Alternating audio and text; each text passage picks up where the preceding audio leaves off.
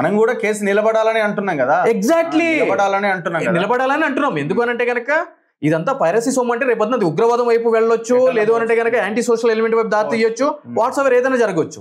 ఇక్కడ ఇంకొక విషయం ఏంటి అంటే కనుక సిపి గారు చెప్పింది, ఇతను ఈ సైట్ లోకి వెళ్ళగానే బెట్టింగ్ యాప్స్ తోటి టైఅప్ అయ్యి ఈ యొక్క యూజర్స్ ని బెట్టింగ్ వైపు మళ్లిస్తున్నారు అని చెప్పడం జరిగింది. కరెక్టే, బెట్టింగ్ అంటే నిషేధం కదా. ఈ రోజు నేను చెప్తున్నాను, ఒక 23 కోట్లకు సంబంధించి ఒక నేరం జరిగింది అని చెప్పి LB Nagar cyber crimes Rachakonda police commissionerate లో కంప్లైంట్ ఇస్తే 3 నెలలు అయ్యింది. అటు ఈడీకి ఇచ్చాము, ఇక్కడ ఇచ్చాము. ఎఫ్ఐఆర్ చేయకపోతే హైకోర్టుకి వెళ్ళి ఎఫ్ఐఆర్ చేసాం 23 కోట్లకు సంబంధించి. దాంట్లోనే ఎఫ్ఐఆర్ చేయడానికి తత్సారం చేసి 2 నెలలు అవుతున్నా కూడా నిందితుడిని ఇప్పుడు వరకు పట్టుకోలేదు. అంటే అటువంటి నిర్లక్ష్యం వహిస్తున్నటువంటి నేటి ఈ పరిస్థితుల్లో పోలీస్ శాఖలో ఎక్కడో కరేబియన్ దీవుల్లో నుంచి ఐపీ అడ్రస్ పెట్టుకుని అక్కడి నుంచి కూడా మూవీస్ అప్లోడ్ చేసి మన తెలుగు మూవీస్ ని ఇక్కడికి వచ్చాడు కాబట్టి మాకు ఇన్ఫర్మేషన్ వచ్చింది, మేము పోయి పట్టుకున్నామని చెప్పని అంటున్నారు. సో దానికి సంబంధించి ఒక వ్యక్తి ఈ వ్యక్తే ఆ సినిమాల్ని అప్లోడ్ చేశాడు అని చెప్పి చెప్పడానికి ఆధారం చెప్పండి రవి గారు. అంతేనా? ఒప్పిస్తారేమో, ఏదో రకంగా ఒప్పిస్తారేమో. ఆర్టికల్ 20 సబ్-3 ఏం చెప్తుంది? రైట్ టేకింగ్ సెల్ఫ్ ఇంక్రిమినేషన్ అని చెప్పని అంటుంది. పోలీస్ అదుపులో ఉన్నటువంటి నేరస్తుడిగా పిలువబడుతున్న వ్యక్తి ఇచ్చినటువంటి వాంగ్మూలము చట్టం ముందు నిలబడదు అని చెప్పని. దాన్ని కన్ఫెషన్ స్టేట్మెంట్ అంటారు. దానికి చట్టబద్ధత లేదు అని చెప్పని చట్టాలు చెప్తున్నాయి. రైట్ టేకింగ్ సెల్ఫ్ ఇంక్రిమినేషన్ అంటారు. నేనేమంటున్నాను, ఈ ఇమ్మడి రవి అనే వ్యక్తి సినిమాస్ అన్నిటిని పరిశీ చేసి ఇతనే స్వయంగా ఇతని ల్యాప్టాప్ లో నుంచి అప్లోడ్ చేశాడు అనడానికి ఏం ఎవిడెన్స్, శాస్త్రీయ ఆధారం ఏముంది అని నేను అడుగుతున్నాను. ఏం కోర్టు ముందు పెడతారు మీరు? Exactly that is what I'm asking అని నేను అడుగుతున్నాను. సరే, మీరు హార్డ్ డిస్క్లు చూపించారు, పాస్పోర్ట్ చూపించారు, వీసా చూపించారు, బ్యాంక్ అకౌంట్లు సీజ్ చేశారు, ఏదో చెప్తున్నారు కదా ఆయన దాంట్లో 22,00,000 సినిమాలు ఉన్నాయి, 50 లక్షల మంది డేటా ఉంది అని. వీళ్ళు చూసుంటారేమో మరి. ఎగ్జాక్ట్లీ రగ్గారు, నేనేమంటున్నా అంటే ఉంది, అది ఎవరు అప్లోడ్ చేశారు? ఎగ్జాక్ట్లీ. ఇప్పుడు చాలా మంది కూడా మధ్యతరగతి వ్యక్తులు సినిమాలు మూవీ రూల్స్ ఐబొమ్మ నుంచి డౌన్లోడ్ చేసుకుని ఫోన్లో చూస్తున్నారు.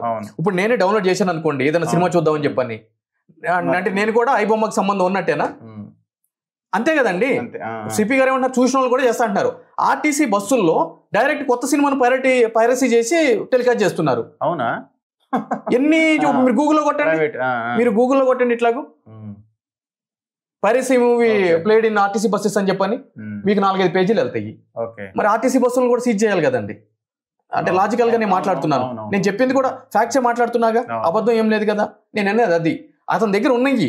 కానీ నేను ఏమంటున్నానంటే, సరే possessing or having pirated movies you can.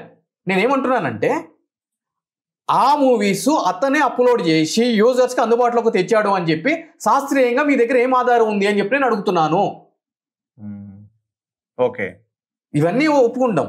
దానికి నేను అడుగుతున్నా, అంటే కేసు నిలబడాలంటే కనుక అదే కదండి. And one more thing, court ఏమడుగుతుంది, ఏంది ఆయన చేసిన తప్పేంది, ఆధారం ఏంది, శాస్త్రీయమైన ఆధారం ఏంది పెట్టండి అని అడుగుతుంది. అంతే, వీళ్ళు ప్రూవ్ చేయాలి. ప్రూవ్ చేయాలంటే ఏం చేయాలి? ఈ యొక్క ల్యాప్టాప్స్ని వాటిలన్నింటినీ కూడా ల్యాబొరేటరీకి పంపించాలి, FSL రిపోర్ట్కి పంపించాలి. ఆ IP అడ్రస్ కరేబియన్ ఐలాండ్లో ఉన్నటువంటి ఇంటర్నెట్ ఏదైతే వాడి అప్లోడ్ చేశాడో ఆ కరేబియన్ ఇంటర్నెట్ ఈ ల్యాప్టాప్లో ఉన్నట్టు వీళ్ళు ప్రూవ్ చేయాలి. శాస్త్రీయంగా అవుతుందా అండి? అవుతుందా? నేనేమంటున్నాను అంటే కనుక ఈ ఐటీకి సంబంధించి డిజిటల్ అరెస్ట్లు అదేవిధంగా ఈ మనీ ఫ్రాడ్స్, బెట్టింగ్ యాప్స్, ఇవన్నీ తీసుకున్న పరిణామం మనం చూసుకున్నట్లయితే కనుక ఎన్ని కేసులు రిజిస్టర్ చేశారు, ఎంతమంది దాంట్లో కన్విక్ట్ అయ్యారు, ప్లీడ్ గుల్టీ గురించి నేను మాట్లాడలేదు. అంతే, ఎంతమంది కన్విక్ట్ అయ్యి ఎంతమంది జైలుకి పోయారు, వాళ్ళకి శాశ్వతమైన శిక్ష పడింది, మీరు సైంటిఫిక్ గా ప్రూవ్ చేశారు. That is my question. లేదు, శాస్త్రీయ కోణం లేదు. ఎందుకు అనంటే ఈ రోజు బెట్టింగ్ యాప్స్ లో మోసపోయాను రానంటే కనుక నాగాచార్య ఒక ఇన్స్పెక్టర్ ఉంటాడు ఉప్పల్లో, నాకెట్లా తెలియాలని అంటాడు. అటువంటి ఇన్స్పెక్టర్ నేను డైరెక్ట్ ఓపెన్ గా చెప్తున్నా కదా, ఎందుకంటే మాట్లాడినా కాబట్టి. ఏం పేరు? ఆయన పేరు నాగాచారి. ఉప్పల్లో ఉంటాడు, రాచకొండ సైబర్ క్రైమ్స్ ఇన్స్పెక్టర్. ఒక బెట్టింగ్ యాప్ కి సంబంధించి నేను పోయి మాట్లాడితే ఇప్పుడు నేను అది ఎట్లా ప్రూవ్ చేయాలి? 23 కోట్లదా? 23 కోట్ల బెట్టింగ్ యాప్, అది కూడా చేద్దాం మన వీడియో అంటాడు. ఇప్పుడు చెప్పండి, మాకు అధికారం లేదంటాడు. మాకు అధికారం ఇవి లేదు, 3 కోట్లకు మించి రిజిస్టర్ చేయడానికి మాకు అధికారం లేదని అంటారు. 10 స్టేషన్లు తిప్పించారు విక్టిమ్ ని. ఈ రోజు ఫిలిం స్టార్లు ఇప్పుడు ఎవరైతే ఉన్నారో, మళ్ళీ ఎవడు ఈ ఫ్రాడ్ చేసిన అనేది తెలిసిన తర్వాత పర్సన్ మన కళ్ళ ముందే ఉన్నాడు. ఎగ్జాక్ట్లీ బెట్టింగ్ యాప్ లో పర్సన్ తెలుసు, హైదరాబాద్ లోనే ఉన్నాడు, హైదరాబాద్ లో ఉన్నాడు. ఆ పర్సన్ కి ఒక ప్రముఖ ఎంపీ ఈ నిందితుడు ఎవడైతే ఉన్నాడో వాళ్ళిద్దరూ కూడా న్యూయార్క్ లో హెలికాప్టర్ లో తిరుగుతూ ఉంటారు. ఇవన్నీ ఆధారాలు సమర్పించడం మనం అమ్ముడుపోయారు. ట్రాన్సాక్షన్స్ కూడా ఉన్నాయి, అన్ని ఉన్నాయి. ఇక్కడ ఎవిడెన్స్ ఉంది అని అంటారు. సో ఈ కేసులో కూడా నేను ఏమంటానంటే, ఇప్పుడు సినిమా స్టార్లు పిలిపించి వాళ్ళని కూర్చోబెట్టి ఫొటోస్ రిలీజ్ చేసి ఇవన్నీ బాగానే ఉంటాయండి. నేను ఇప్పుడు ఏమంటున్నానంటే కనుక, ఈ పైరసీ మొత్తం ఇక్కడితో ఆగిపోయిందా? ఈ రవి అనే వ్యక్తి ఇదే చేశాడని చెప్పి ప్రూవ్ చేయడానికి మన దగ్గర ఉన్న శాస్త్రీయ కోణాలు ఏంటి, అంత టెక్నికల్ స్టాఫ్ కానీ, అదేవిధంగా అటువంటి మెజర్స్ కానీ, అంత బలమైన చట్టాలు కానీ ఉన్నాయా అని చెప్పి నేను అడుగుతున్నాను. లేవు కదా. హార్డ్ డిస్క్ సినిమాలు ఉండొచ్చు. నేను ఇంకో విషయం అంటున్నా, మనం మాట్లాడుకున్నాం, పెట్టారు కదా అని చెప్పి ఆ హార్డ్ డిస్క్స్, ఆ పెన్ డ్రైవ్లు ఈయన అని చెప్పి అనడానికి ఆధారం ఏంటి? రేపు ఆయన సింపుల్గా అనేస్తాడు కోర్టులో, నాకు సంబంధం లేదు వాటితో అని కూడా అనొచ్చు, అంతే కదా. ఇప్పుడు రగ్గారు అంటే ఈ దీంట్లో జరిగిందని చెప్పి నేను అనట్లే, కానీ మోస్ట్ ఆఫ్ ది కేసెస్ లో ఒకటంటే నచ్చినప్పుడు దొంగ కేసులు పెట్టి ఎటువంటి విధంగా చేస్తున్నారో. ఇప్పుడు అరే గన్నులే తుప్పుపట్టిన గన్నులు తెచ్చే చంపడానికి ప్రయత్నం చేశారని చెప్పని అన్నారు. అది కూడా తీసుకుని వచ్చి 2 రోజులు ఆ లాడ్జ్ లో పెట్టి దాని తర్వాత తీసుకొచ్చి ప్రెస్ మీట్ పెట్టిరు. మీలాంటి జర్నలిస్టులు అడిగితే సమాధానం లేదు సిపి దగ్గర. అటువంటి విషయంలో ఈ హార్డ్ డిస్కులు ఇతనే అని చెప్పని ఏంటి ఆధారం? హార్డ్ డిస్క్ సీరియల్ నెంబర్ తోటి ఇతను కొన్నట్టు బిల్లు కన్సల్ట్ షాప్ ఓనర్ ఇచ్చాడా? ఇప్పుడు ఫోన్ ట్యాపింగ్ కేసు తీసుకుందాం, అది కూడా జస్ట్ లైక్ దట్. 100% అండి. ఏం చేయగలిగినారు ఇంతవరకు? ప్రభాకర్ పరిస్థితి ఏంటండి?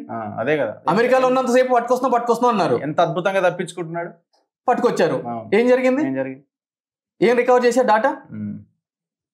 గట్టిగా మాట్లాడితే అసలు ఫోన్ జరగలేదని చెప్పి ఎవరో ఒక అధికారి స్టేట్మెంట్ కూడా ఇచ్చాడు, ఫోన్ ట్యాపింగ్ అసలు జరగలేదని చెప్పని. మరి ఇవన్నీ ఏంటి అంటే, ఇవన్నీ కూడా తాత్కాలికంగా ఫేమ్ సంపాదించుకోవడం కోసం మేమేదో సాధించామని చెప్పి అనడానికి బాగానే ఉంటాయి. టెక్నికల్గా మాలాంటి వాళ్ళు మీలాంటి వాళ్ళు కోరుకునేది ఏంటి అని అంటే కనుక, ఇదేదో ఆరంభ సూరత్వం కాకుండా తగిన విధంగా శిక్షలు వేసి నేరం మరలా జరగకుండా చేసేటువంటి చర్య, ఆ బాధ్యత సదరు డిపార్ట్మెంట్ మీద ఉంది అని చెప్పి మాత్రమే నేను చెప్తున్నాను. Anyway, thank you very much. చూద్దాం మరి ఏం చేస్తారన్నది. సో ఇది ఐబొమ్మ అందరూ చాలా ఆసక్తిగా ఉత్కంఠగా ఎదురు చూస్తున్నారు, ఏం జరుగుతుందని. సో ఇది జరిగే అవకాశం ఉందని అయితే మాకు అనిపిస్తున్నది. మరి చూద్దాం అంతకంటే గొప్పగా ఏమైనా జరుగుతుందేమో అన్నది. చాలా కేసెస్ మనం చూస్తున్నాం, ఇప్పుడు కాదు ఎప్పటి నుంచో సంవత్సరాలుగా దశాబ్దాలుగా ఏ కేసు ఎంత ముందు పడ్డదో మనం చూస్తున్నాం కదా. ఇప్పుడు ఆ 23 కోట్ల బెట్టింగ్ యాప్ కేసు కూడా అతి త్వరలో ఫుల్ డీటెయిల్స్తో ఆధారాలతో మీ ముందుకు తీసుకొచ్చే ప్రయత్నం చేస్తాను. 23 crore 23 కోట్లు బెట్టింగ్ యాప్లో ఒక వ్యక్తి కోల్పోయింది. ఆ మొత్తం ట్రాన్సాక్షన్ అంతా ఒక దుర్మార్గుడి అకౌంట్లోకి వెళ్ళింది, వాళ్ళ అకౌంట్లోకి. స్టిల్ ఇప్పటికి కూడా అది నడుస్తూనే ఉన్నది. పోలీసులకి కేసు తెలియదు అంటే కేసు అయింది, ఎఫ్ఐఆర్ అయింది. ఎఫ్ఐఆర్లో సరైన సెక్షన్లు, నాన్ అవైలబుల్ సెక్షన్లు పెట్టకపోతే కోర్టుకు వెళ్తే కోర్టు ఆర్డర్స్తోని కూడా సెక్షన్ ఇంక్లూడ్ చేశారు, అయినా కూడా అరెస్ట్ చేస్తలేరు. ఇప్పుడు సజ్జనార్ గారి ముందే ఉంది ఆ టార్గెట్ కూడా, రేపు ఆయనే చేయాల్సి ఉన్నది. సో ఇంత దారుణంగా ఉన్నది వ్యవస్థ. ఇట్లాంటి వ్యవస్థలో ఏదో చేస్తున్నామని కొంత కలరింగ్ ఇచ్చే ప్రయత్నం జరుగుతుండడం కొంత బాధాకరం. సో నిష్పక్షపాతంగా ఇట్లాంటి వాటి మీద విచారణ జరగాల్సిన అవసరం ఉన్నది. చూస్తూనే ఉండండి మన తొలి వెలుగు.